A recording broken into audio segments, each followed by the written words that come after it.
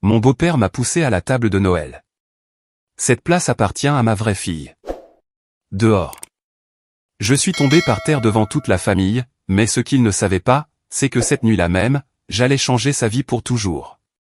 Quand il s'est réveillé le lendemain matin, histoire vraie, il avait 47 appels manqués. Le parquet était froid contre mes paumes.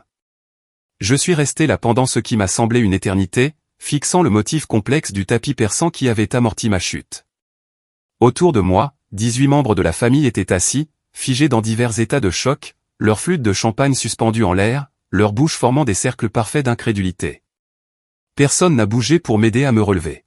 « Case, mais qu'est-ce qui te prend ?» La voix de ma mère s'est brisée. Elle sait ce qu'elle a fait, Patricia, a dit mon beau-père, sa voix calme et froide alors qu'il ajustait sa cravate de créateur. Cette place était réservée à Brianna. Je l'ai clairement dit ce matin.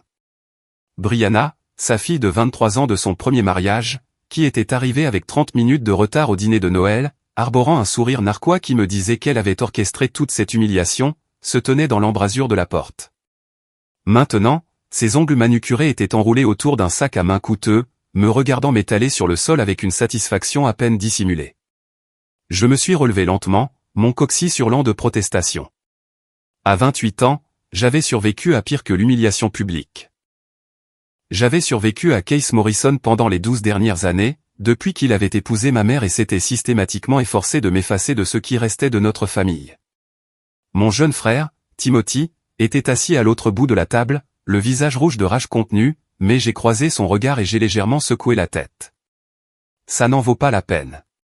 Pas ici. Stacy, ça va, a chuchoté maman, mais elle ne s'est pas levée.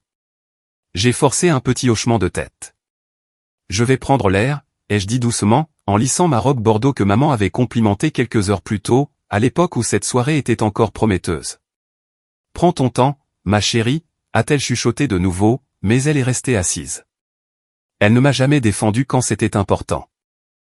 Case l'avait bien dressée au fil des ans, la convainquant que son argent et son statut valaient n'importe quel sacrifice, même la dignité de sa fille. J'ai attrapé mon manteau et j'ai traversé le vaste domaine des Morrison, passant devant les pièces parfaitement décorées avec leur plafond de 6 mètres et leur peinture à l'huile originale. Case avait fait fortune dans le développement immobilier commercial, transformant des entrepôts abandonnés en condominiums de luxe dans tout le nord-ouest du Pacifique.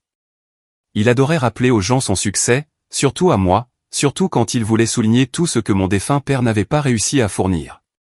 L'air de décembre m'a mordu la peau alors que je sortais sur la terrasse en pierre. La ligne d'horizon de Seattle scintillait au loin, indifférente à mon humiliation. J'ai sorti mon téléphone, les mains tremblantes, et j'ai ouvert mes messages. Il y avait 3 textos de ma meilleure amie, Allison, à qui je m'étais confié sur l'hostilité croissante de Case au cours des derniers mois.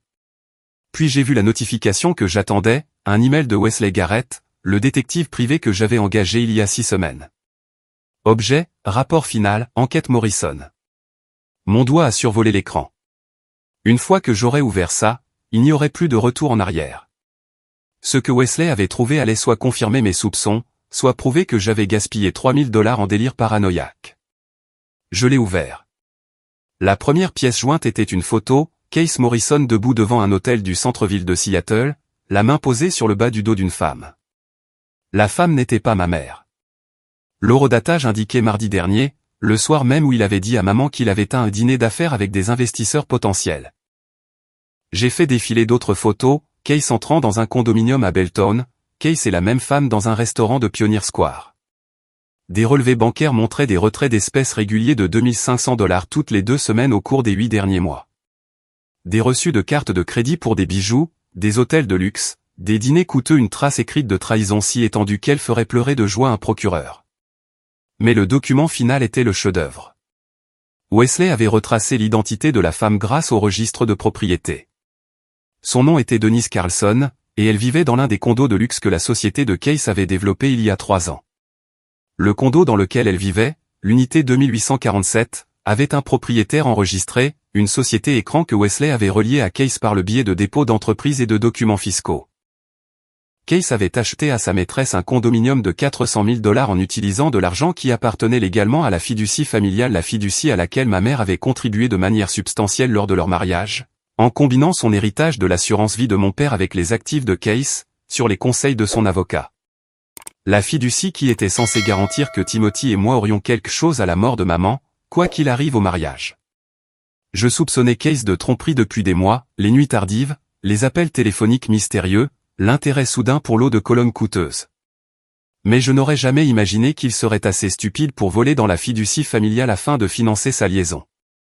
Mes mains se sont stabilisées alors que je me transférais l'email 3 fois de plus, puis sur mon stockage en nuage personnel. J'ai pris des captures d'écran de chaque document. Puis j'ai ouvert mes contacts et j'ai trouvé le numéro de Julian Westbrook, un avocat spécialisé en divorce dont j'avais admiré le travail lors d'une affaire impliquant l'un de mes clients au sein de l'agence de marketing où je travaillais. Il était 21h le soir de Noël, mais j'ai quand même envoyé un texto. Besoin de discuter d'une affaire familiale urgente. La cliente est prête à agir. Les preuves sont substantielles. Pouvons-nous nous voir demain? La réponse est arrivée plus vite que prévu. Consultation le lendemain de Noël. 10h mon bureau. Apportez tout. Je suis resté sur la terrasse pendant encore 15 minutes, laissant le froid s'infiltrer dans mes os, laissant ma colère se cristalliser en quelque chose de plus dur et de plus utile que la rage. Case Morrison m'avait poussé par terre devant toute notre famille élargie. Il m'avait humilié parce que j'avais osé m'asseoir sur une chaise, à table, dans une maison que l'argent de ma mère avait aidé à meubler. Ce qu'il ne savait pas, c'est que je documentais son comportement depuis des mois, les commentaires dédaigneux sur ma carrière, la façon dont il avait oublié de m'inclure sur les photos de famille, la fois où il avait dit à Timothy que le vrai succès signifiait devenir quelqu'un comme lui, et non, se débattre dans des domaines créatifs comme ta sœur, Stacy. Chaque affront, chaque insulte, chaque moment de cruauté désinvolte avait mené à cela. Je suis rentré par l'entrée de service, évitant complètement la salle à manger. À l'étage, dans ma chambre d'enfant, que Case avait à contre-cœur permis à maman de conserver pour les apparences, j'ai sorti mon ordinateur portable et j'ai commencé à organiser les fichiers. J'ai créé un dossier sécurisé avec des copies de tout ce que Wesley m'avait envoyé. Puis j'ai commencé à rédiger un email pour ma mère, quelque chose qu'elle recevrait demain matin pendant que Case cuvrait son champagne de Noël. L'email comprenait une brève explication et un lien pour consulter toutes les preuves sur mon stockage en nuage. J'ai écrit, « Maman, j'ai besoin que tu lises ceci avant de parler à Case demain. Ce que je vais partager va te faire mal, mais tu mérites de savoir la vérité sur où est passé ton argent et qui est vraiment ton mari. J'ai pris rendez-vous pour toi avec un avocat spécialisé en divorce à 14h demain, si tu le souhaites. Le choix t'appartient, mais tu dois voir ça. Je t'aime. S'il te plaît, appelle-moi quand tu seras prête. » Mon doigt reposait sur le bouton d'envoi. Je pouvais entendre des voix en bas, le dîner se poursuivant sans moi. Le rire aigu de Brianna se propageait par les conduits de ventilation. Case devait tenir le beau rôle, racontant des histoires sur son dernier projet de développement, se prélassant dans l'admiration de cousins et d'oncles qui le voyaient comme le succès de la famille. J'ai appuyé sur envoyer. L'email s'est programmé pour 7h du matin. Puis j'ai sorti un autre document que Wesley avait préparé, une note de synthèse détaillée résumant les preuves de malversation financière liées à la fiducie familiale. Celle-ci était adressée à Harrison Chen, l'avocat qui avait aidé maman à créer la fiducie 12 ans plus tôt. Harrison était méticuleux en matière de responsabilité fiduciaire, et s'il voyait des preuves que Case avait détourné des fonds de la fiducie, il serait légalement obligé d'enquêter. Cet email a également été placé dans le dossier programmé, avec une livraison à 8h du matin. Le troisième email est parti à l'adresse universitaire de Timothy, lui expliquant tout et lui disant de ne pas rentrer à la maison avant que je ne lui donne le feu vert. Mon petit frère avait souffert du mépris de Case pendant des années, constamment comparé à Brianna et jugé insuffisant. Il méritait de connaître la vérité, mais il n'avait pas besoin d'être présent pour l'explosion. Enfin, j'ai rédigé une lettre à Brianna elle-même. Rien d'accusateur, rien qui puisse être utilisé contre moi plus tard. Juste une simple note, les choix de ton père vont avoir un impact sur ta fiducie. Tu voudras peut-être parler à ton propre avocat pour protéger tes intérêts.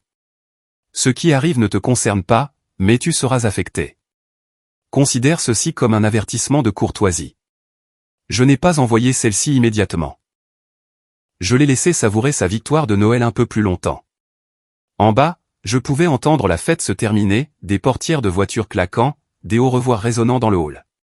Je suis resté dans ma chambre, regardant les lumières de la ville de Seattle par la fenêtre, ressentant quelque chose que je n'avais pas ressenti depuis des années en présence de Case, du pouvoir.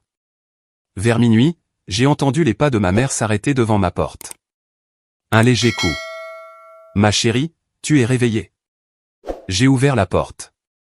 Maman se tenait là, dans son élégante robe de Noël, son maquillage légèrement bavé, paraissant plus âgée que ses 52 ans.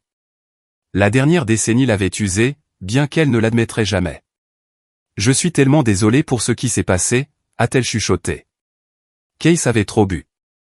Il ne voulait pas si, il le voulait, ai-je dit, ma voix calme. Il le pensait entièrement. Mais ce n'est pas grave, maman. Tout va bien se passer maintenant. Elle a étudié mon visage, confuse par mon calme. Qu'est-ce que tu veux dire? Vérifie tes emails demain matin. 7 heures. Promets-moi que tu le liras avant de parler à Case. Ses yeux se sont écarquillés de peur. Stacy, qu'as-tu fait? Rien pour l'instant. Mais demain, les choses vont changer. Tu comprendras tout alors. Je l'ai serré dans mes bras, respirant son parfum familier. Je t'aime. Dors bien. Elle s'est reculée, cherchant des indices dans mes yeux, mais j'ai gardé une expression neutre.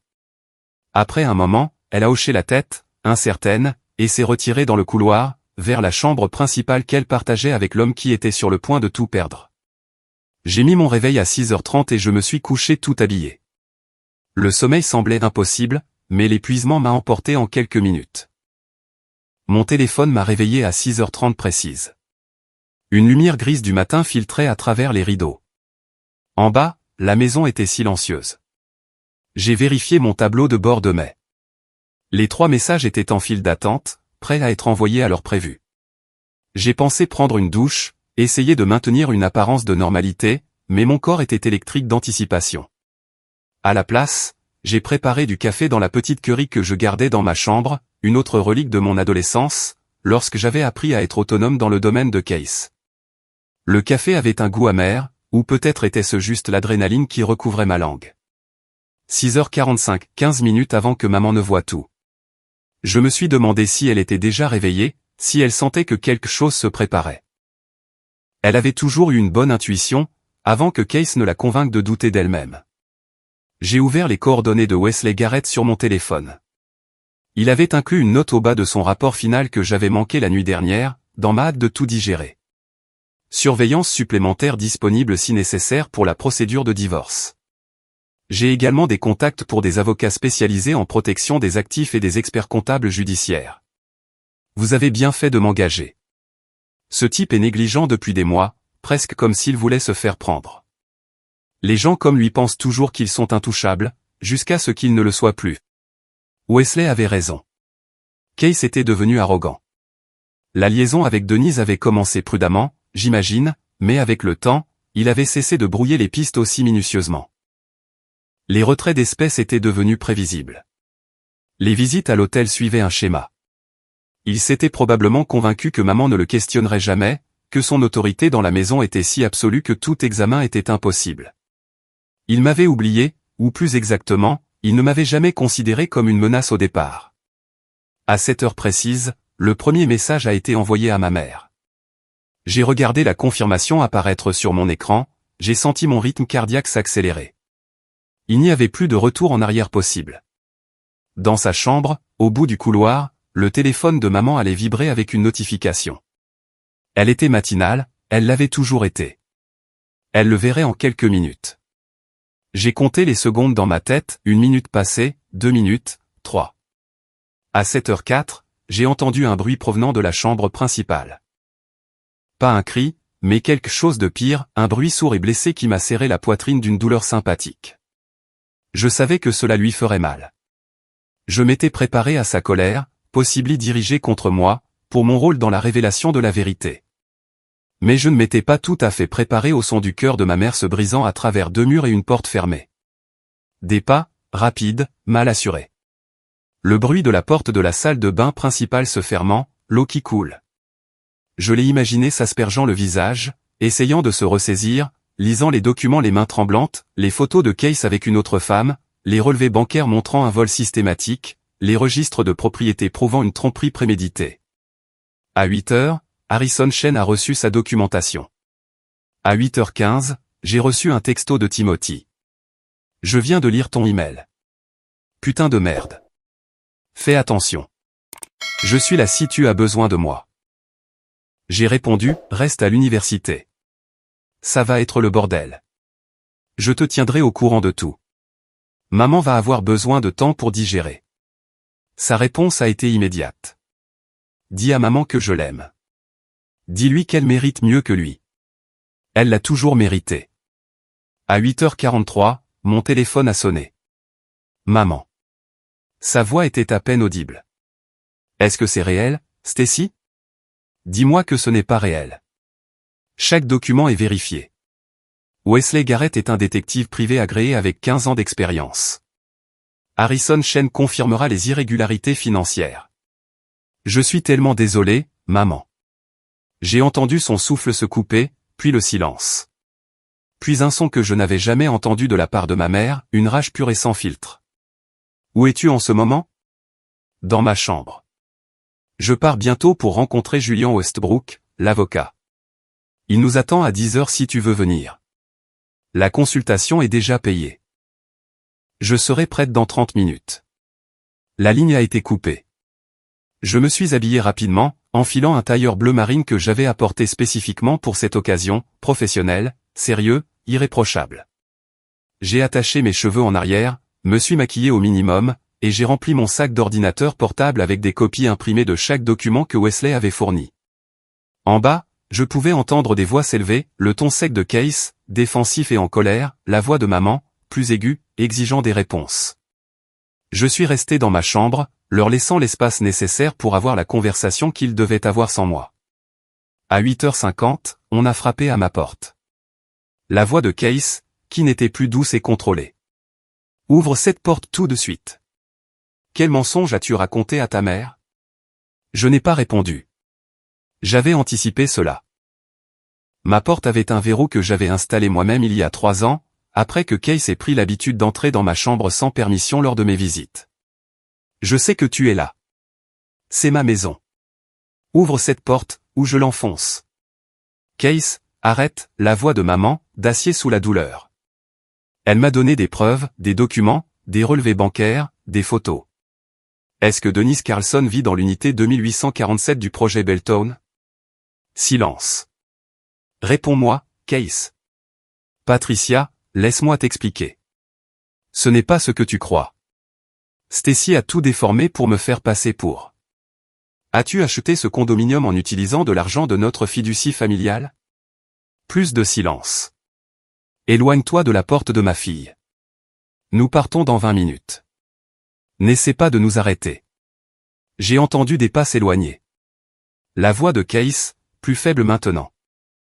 Où allez-vous? Voir un avocat, a répondu maman, pour savoir comment protéger ce qui est à moi de ce que tu as volé. J'ai attendu encore 10 minutes avant de sortir. Case se tenait au bout du couloir, le visage gris, son pull de Noël coûteux froissé. Il m'a regardé avec un mélange de haine et de peur. Tu as planifié ça, a-t-il dit. Tu as planifié ça depuis le début. Tu m'as poussé par terre devant 18 personnes parce que je me suis assise sur une chaise. Pensais-tu qu'il n'y aurait aucune conséquence? Sa mâchoire s'est crispée. Tout ce que j'ai construit. Cette famille, cette vie. Tu l'as construite sur des mensonges. Tu l'as construite avec l'argent de ma mère et sa confiance. Tu l'as construite en traitant ses enfants comme des rappels gênants de son passé. Je suis passé devant lui en direction des escaliers. Tu devrais appeler ton avocat, Case. Tu vas en avoir besoin. Maman attendait près de la porte d'entrée, son sac à main de créateur serré dans ses mains aux jointures blanches, ses yeux rouges mais secs. Elle s'était changée, enfilant un tailleur pantalon gris impeccable qui lui donnait l'air de l'avocate d'affaires qu'elle avait été avant d'épouser Case, et qui l'ait convaincue de prendre une retraite anticipée. Nous nous sommes rendus en silence au bureau de Julian Westbrook. Les rues de Seattle étaient calmes, la plupart des gens étant encore chez eux en famille, profitant de la paresse du lendemain de Noël. Le bureau de Julian se trouvait dans un immeuble élégant du centre-ville, avec des murs de verre et des œuvres d'art modernes coûteuses dans le hall. Julian lui-même était plus jeune que je ne l'imaginais, peut-être 40 ans, avec des fils d'argent dans ses cheveux sombres et des yeux qui irradiaient une intensité compétente. Il a passé 2 heures à examiner chaque document que j'avais apporté, posant des questions précises et prenant des notes méticuleuses. Madame Morrison, a-t-il finalement dit, c'est l'un des cas d'infidélité financière et de détournement de fiducie les mieux documentés que j'ai vus dans ma carrière. Avec ces preuves, nous pouvons engager des poursuites pénales en plus de la procédure de divorce. La voix de maman était ferme. Je veux qu'il n'ait rien. Tout ce qu'il a pris, tout ce qu'il a volé, je le veux en retour. Nous devrons agir rapidement, avant qu'il ne puisse déplacer des actifs. Je vais demander une ordonnance de blocage d'urgence sur tous les comptes joints, et un gel des versements de la fiducie. Nous devrons également nous coordonner avec l'avocat de la fiducie. Il a vérifié ses notes. Harrison Chen? Harrison coopérera, ai-je dit. Il prend la responsabilité fiduciaire très au sérieux. Julian a hoché la tête. Alors nous commençons immédiatement. Madame Morrison, j'ai besoin que vous signiez ces premiers documents. Nous déposerons la requête en divorce cet après-midi. Compte tenu des preuves de dissipation d'actifs, le juge accordera probablement des ordonnances provisoires en votre faveur dans les 48 heures. La main de maman a tremblé en signant le premier document, puis s'est affermie à chaque signature suivante. J'ai reconnu la transformation qui s'opérait en temps réel. Elle redevenait la femme qu'elle était avant Case, décisive, lucide, n'ayant pas peur de la confrontation. 12 ans de son conditionnement commençaient à se fissurer. Il y a encore une chose, ai-je dit en sortant un autre dossier que j'avais préparé. Case raconte aux gens depuis des années que son succès commercial est entièrement dû à lui-même, mais j'ai trouvé les statuts de son premier grand projet de développement. Maman, tu étais répertorié comme investisseur principal, 250 000 $, en septembre 2014. Les sourcils de Julian se sont haussés. Avez-vous le contrat d'investissement? J'ai une copie. L'original devrait se trouver dans le coffre-fort de la First National Bank, celui que Case et maman partagent. J'ai fait glisser le document sur la table. Le contrat stipule que maman recevrait 30% des bénéfices nets du projet Riverside Luxury Apartment. Cet immeuble génère des revenus locatifs depuis 9 ans maintenant. Julian s'est tourné vers maman. Avez-vous reçu des distributions de bénéfices, Madame Morrison? Maman a secoué la tête lentement, le visage pâle. Case a dit que l'immeuble était sous-performant. Il a dit que nous avions de la chance d'atteindre le seuil de rentabilité après les frais d'entretien et de gestion immobilière. Julian a pris plusieurs notes rapides. Nous devrons demander les registres financiers de cette propriété. S'il a perçu des bénéfices sans distribuer votre part contractuelle, c'est une autre forme de fraude. Il m'a regardé avec quelque chose qui ressemblait à du respect. Vous avez été minutieuse. J'ai eu un bon professeur, ai-je dit en pensant à mon père. Il avait été expert comptable avant sa mort, méticuleux sur la documentation et les registres financiers. Certains de mes plus anciens souvenirs étaient de lui expliquant les intérêts composés et le droit fiscal à table, les transformant en histoires que je pouvais comprendre. Mon père disait toujours que les chiffres ne mentent pas, les gens si. Il faut juste savoir lire entre les lignes. Les yeux de maman se sont remplis de larmes.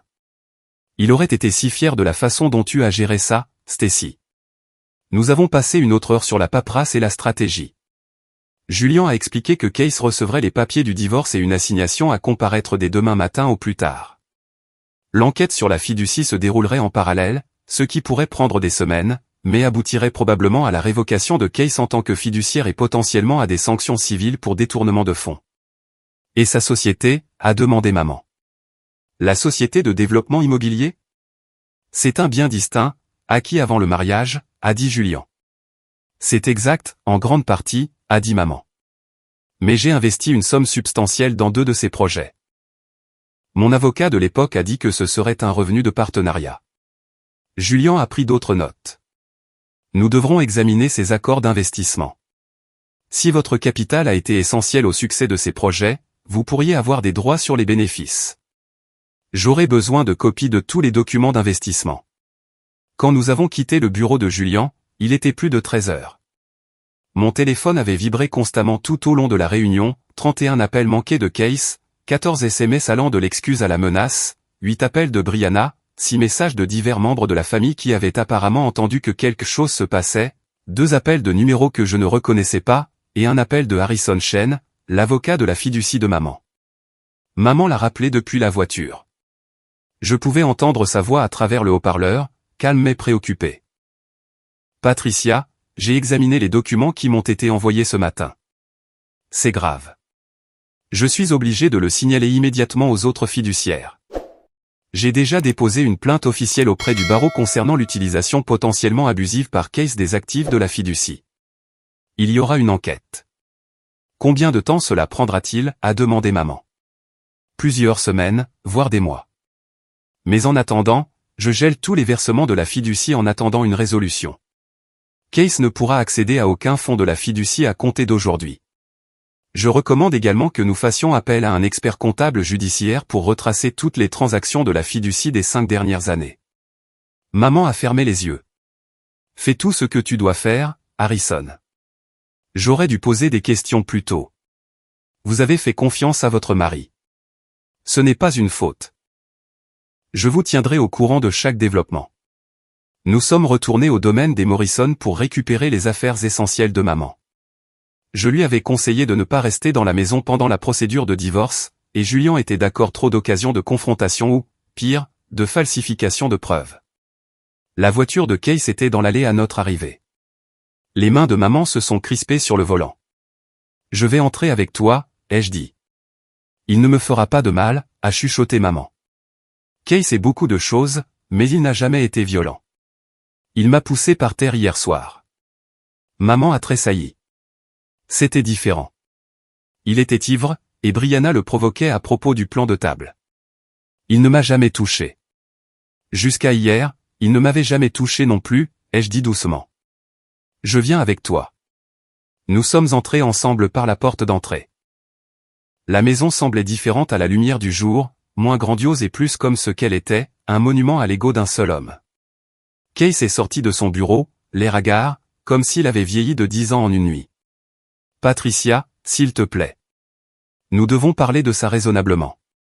Ta fille t'a monté contre moi avec des demi-vérités. J'ai vu les photos, Case, a dit maman. J'ai vu les relevés bancaires. J'ai vu les registres de propriété. Denise Carlson, unité 2847. 400 000 $ de notre fiducie familiale. Il s'est affaissé contre le chambranle de la porte.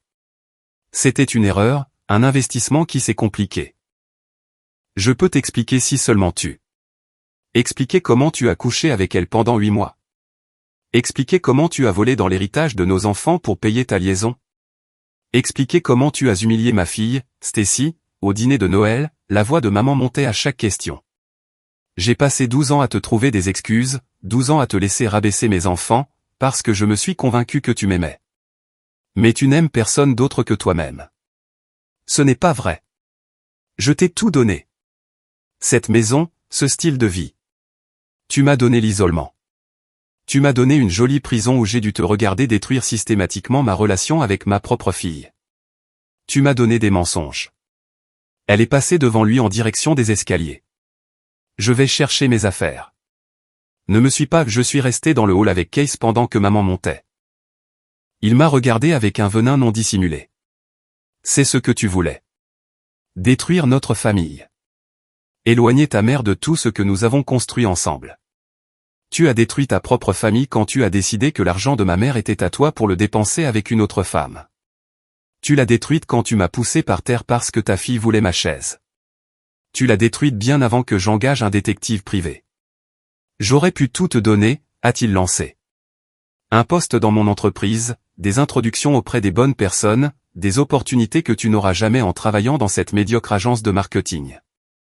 Mais tu as toujours été si pleine de ressentiment, Stacy, si convaincue que j'étais l'ennemi. Tu t'es fait mon ennemi quand tu as effacé les photos de mon père de cette maison, quand tu as dit à ma mère que garder son souvenir en vie était malsain, quand tu as traité Timothy comme une déception parce qu'il voulait étudier l'art au lieu des affaires. Tu n'as jamais voulu de famille, Case. Tu voulais un public.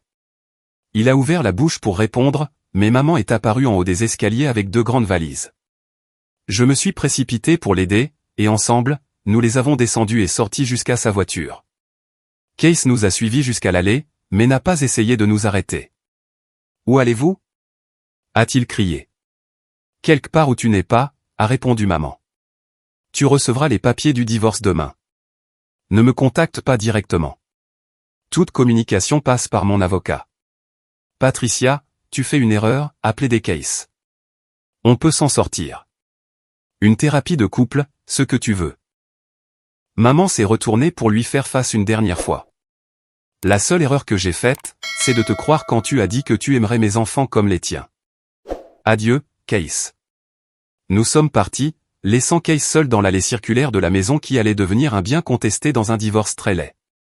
Maman a dormi dans mon appartement cette nuit-là. Il était plus petit que son dressing dans le domaine de Case, mais c'était le mien, et il était sûr. Nous avons commandé de la nourriture chinoise et nous nous sommes assis sur mon canapé d'occasion, digérant le tremblement de terre qui venait de remodeler nos vies. La nourriture est arrivée vers 19 h, livrée par un étudiant qui n'avait probablement aucune idée qu'il apportait du poulet au sésame à deux femmes qui venaient de démanteler une décennie de mensonges en une seule journée. Nous avons mangé principalement en silence, toutes les deux trop épuisées émotionnellement pour une conversation substantielle. Vers 20 h 30, le téléphone de maman a sonné. Un numéro qu'elle ne reconnaissait pas. Elle l'a laissé aller sur la messagerie vocale. 2 minutes plus tard, il a sonné de nouveau. Un numéro différent. Puis encore et encore. C'est Case qui appelle depuis d'autres téléphones, ai-je dit. Il sait que tu l'as bloqué. Dois-je répondre? Lui dire d'arrêter? Non. Laisse Julien gérer toute la communication. C'est pour ça qu'on le paie. J'ai pris son téléphone et j'ai activé la fonction « Ne pas déranger », n'autorisant que les appels provenant des numéros de sa liste de contacts. Quiconque a besoin de te joindre légitimement peut laisser un message. Tout le reste n'est que du bruit. Elle a hoché la tête, fixant l'écran vide. Je n'arrête pas de penser à toutes les fois où j'aurais pu le voir. Les nuits tardives, les conversations distraites. Cette fois où j'ai trouvé un reçu de bijouterie dans la poche de sa veste, et il a dit que c'était pour la femme d'un client. Elle a ri amèrement. Je l'ai vraiment cru. Je voulais tellement le croire que je me suis rendu stupide. Tu n'es pas stupide, maman. Tu as fait confiance à quelqu'un avec qui tu avais fait des vœux. Ce n'est pas de la faiblesse. C'est ce que le mariage est censé être. Mais toi, tu as vu clair en lui. Tu ne lui as jamais fait confiance. Je ne l'ai jamais épousé, ai-je souligné doucement. Je n'ai jamais eu à construire une vie autour de l'hypothèse qu'il était honnête. Et honnêtement, même moi, je n'étais pas au courant de la liaison avant quelques mois. Je savais juste que quelque chose n'allait pas. L'enquête était censée découvrir s'il cachait de l'argent, pas s'il cachait toute une seconde vie. Elle a picoré son riz frit, sans vraiment manger. Depuis combien de temps préparais-tu ça? 6 semaines d'enquête active. Mais je le surveille depuis des années, maman. La façon dont il nous traitait, la façon dont il te rabaissait. Je savais que quelque chose n'allait pas, mais je ne pouvais pas le prouver avant que la liaison ne me donne une raison de creuser plus profondément. J'aurais dû mieux te protéger, a-t-elle chuchoté. J'aurais dû le quitter la première fois qu'il t'a rabaissé. Tu as fait ce que tu pensais être juste. C'est un maître manipulateur. C'est ce qui l'a rendu si brillant en affaires. J'ai serré sa main. Mais tu le quittes maintenant. C'est ce qui compte. Mon téléphone a de nouveau vibré. Un autre texto de Case, ta mère reviendra à la raison. Quand elle le fera, tu seras complètement coupé des vivres. Pas de fiducie, pas d'héritage, rien. Je m'en assurerai. J'ai montré le message à maman. Elle a pris mon téléphone et a tapé une réponse, l'avocat de la fiducie a déjà gelé ton accès à tous les fonds en attendant l'enquête. Tu ne peux plus prendre ce que tu ne contrôles plus. La réponse de Case est arrivée immédiatement. Patricia, tu vas le regretter. Maman a répondu, la seule chose que je regrette, ce sont 12 années perdues. Ne contacte plus ce numéro. Puis elle a bloqué son numéro sur mon téléphone, et sur le sien. Au cours des jours suivants, la situation s'est déroulée exactement comme Julien l'avait prédit. Case a reçu les papiers du divorce le 27 décembre. L'ordonnance de blocage des comptes a été accordée le 28 décembre. Le 30 décembre, Harrison Chen avait terminé son enquête préliminaire et confirmé que Case avait détourné au moins $600 000 de la fiducie familiale au cours des 5 dernières années, bien plus que l'achat du condo seul. L'expert comptable judiciaire que Harrison a fait intervenir a trouvé d'autres irrégularités. Case avait facturé des dépenses personnelles à la fiducie en tant qu'investissements familiaux, y compris des vacances de luxe, les paiements de sa voiture, et même une partie des frais de scolarité de Brianna. Le détournement avait commencé modestement, 3 ans après le mariage, et s'était intensifié de façon spectaculaire avec le temps. Le total était estimé à plus de $800 000. Le 2 janvier, le journal économique local a publié un article sur l'enquête, Case Morrison, éminent promoteur immobilier, sous enquête pour détournement de fonds de fiducie. En quelques heures, ses partenaires commerciaux avaient publié des déclarations se dissociant de lui. 2 grands projets ont été mis en attente en attendant la résolution de ces problèmes juridiques. Mon téléphone a vibré de notifications toute la journée, des alertes d'actualité, des mentions sur les réseaux sociaux, des messages de personnes à qui je n'avais pas parlé depuis des années, soudainement curieuses du drame familial. Le soir, mes appels manqués avaient grimpé à 47, la plupart provenant de journalistes et de connaissances avides de potins. Je les ai tous ignorés. Le 3 janvier, Brianna m'a appelé, sa voix dépouillée de son arrogance habituelle. Ce que tu as fait à mon père. Ce que ton père s'est fait à lui-même, ai-je corrigé. Je n'ai fait que le documenter. Il perd tout. Sa réputation, son entreprise, son mariage. Tu es contente maintenant? Je ne suis contente de rien de tout ça, Brianna. Mais je suis soulagée que ma mère ne finance plus sa liaison. Je suis soulagée qu'il ne puisse plus voler dans l'héritage de Timothy et le mien. Et je suis en paix avec le fait que les actions ont des conséquences. Il t'a poussé sur une chaise une fois, et tu as détruit toute sa vie pour ça. Il m'a poussé par terre après des années de cruauté systématique. L'enquête sur ces crimes financiers aurait eu lieu de toute façon, avec ou sans moi. J'ai juste accéléré le calendrier. J'ai fait une pause. Je t'ai envoyé un email d'avertissement. As-tu parlé à un avocat pour protéger tes intérêts? Elle est restée silencieuse un moment. Oui. Mon avocat dit que je pourrais peut-être conserver la fiducie que papa a créée pour moi, mais cela dépend s'ils peuvent prouver qu'il a utilisé de l'argent détourné pour la financer. Alors tu devrais espérer que l'expert comptable judiciaire soit minutieux. Si cet argent provenait des revenus légitimes de l'entreprise de ton père, tu seras tranquille. S'il provenait de la fiducie de ma mère, tu devras le rendre. C'est insensé. Tu as transformé mon père en criminel. Ton père s'est transformé en criminel quand il a volé de l'argent qui n'était pas le sien, Brianna. J'ai juste allumé la lumière. Elle a raccroché sans un autre mot. À la mi-janvier, Case avait été contraint de quitter le domaine dans le cadre de la procédure de divorce. La maison était un bien communautaire, mais maman avait obtenu l'usage exclusif en attendant le partage des biens. Case a emménagé dans un modeste appartement à Capitol Hill, bien loin du luxe auquel il s'était habitué. Le divorce lui-même a été, comme on pouvait s'y attendre, laid. L'avocat de Case a essayé toutes les tactiques pour minimiser le règlement financier, mais Julian a été implacable. Chaque fois que Case prétendait être pauvre, Julian produisait des preuves d'actifs cachés ou de transactions commerciales douteuses. L'enquête sur la fiducie est devenue un élément clé de la procédure de divorce, le tribunal statuant que le détournement de fonds par Case constituait à la fois un manquement à l'obligation fiduciaire et une faute financière qui justifiait des mesures punitives. En mars, l'expert comptable judiciaire a terminé son rapport complet. Détournement total, 923 000 $. Case avait systématiquement pillé la fiducie familiale pendant près de 5 ans, bien plus longtemps que ce que l'on avait initialement soupçonné. Le bureau du procureur a décidé d'engager des poursuites pénales, vol et détournement de fonds. L'avocat de Case a négocié un accord de plaidoyer, restitution intégrale, 5 ans de probation, et révocation permanente de toute capacité fiduciaire. Il a évité la prison, mais sa réputation a été détruite de façon permanente. Le divorce a été finalisé en juin. Maman a reçu la maison, 70% des liquidités de Case, et une partie importante de ses participations commerciales. L'entreprise de Case ne s'est jamais remise du scandale. Il a été contraint de la vendre à perte substantielle pour couvrir ses obligations de restitution. Brianna et moi ne nous sommes plus jamais parlé après cet appel de janvier.